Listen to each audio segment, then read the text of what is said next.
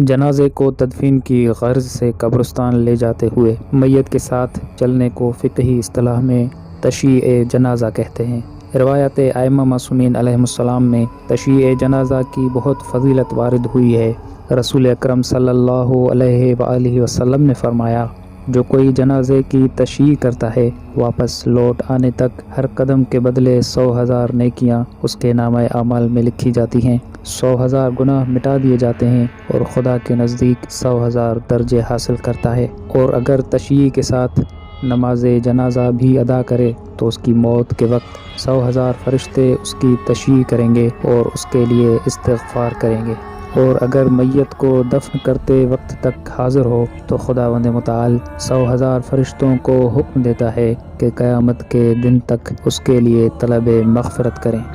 رسول خدا نے ابو ذر سے فرمایا، اے ابو ذر، جب کسی جنازے کے ساتھ چلو تو فکر کرو، سوچو اور یاد رکھو کہ تمہیں بھی اسی کے ساتھ ملحق ہونا ہے۔ امام جعفر صادق علیہ السلام نے فرمایا،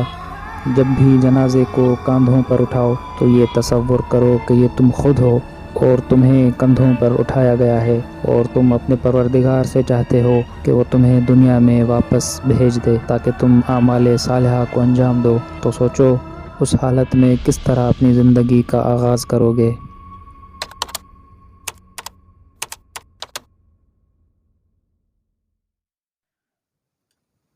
یوں تو جنازے کو کندھا دینا ایک عظیم ثواب کا باعث ہے۔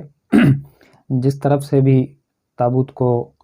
کندھا دیا جائے وہ اپنی جگہ پر ثواب رکھتا ہے، اور حدیث میں مذکور ہے کہ جو شخص جنازے کے کسی ایک کونے کو پکڑتا ہے تو اس کے 25 گناہ کبیرہ معاف ہو جاتے ہیں۔ اور دوسری روایت میں آتا ہے کہ اگر کوئی شخص تابوت کے اس میت کے چاروں کونوں کو پکڑتا ہے تو اس کے تمام گناہ معاف ہو جاتے ہیں۔ تو بہرحال کوئی شخص کسی بھی طرف سے اگر تابوت کو کندھا دے تو وہ یقیناً ثواب کا حامل ہو جاتا ہے، لیکن مستحب ہے کہ میت کے ان 4 کونوں میں سے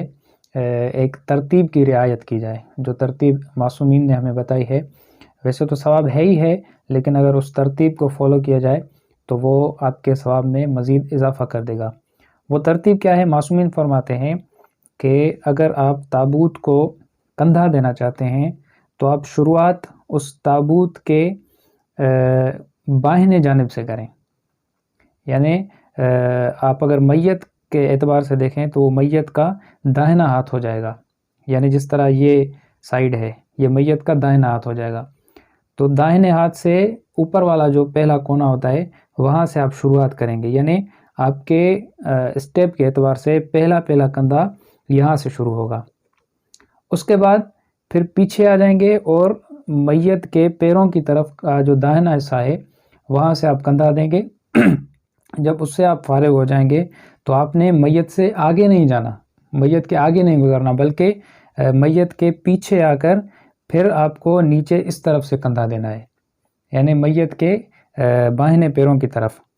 جب اس سے فارغ ہو جائیں گے تو آپ کو آخر میں میت کے اس طرف اس کونے کو کندھا دینا ہے، اور یہ ترتیب بتائی گئی ہے روایات ائمہ معصومین میں، اسی ترتیب کو فالو کیا جائے۔ یعنی جب آپ پہلے اسٹیپ سے فارغ ہو جائیں تو فوراً میت کے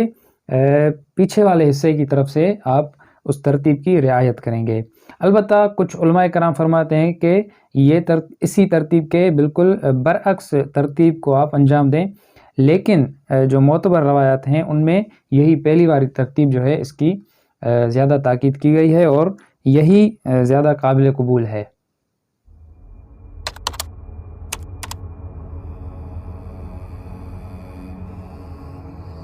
سواری پر نہ بیٹھا جائے بلکہ پیدل چلنا چاہیے،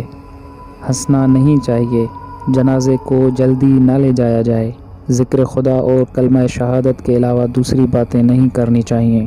میت کو قبر میں رکھنے سے پہلے بیٹھنا نہیں چاہیے،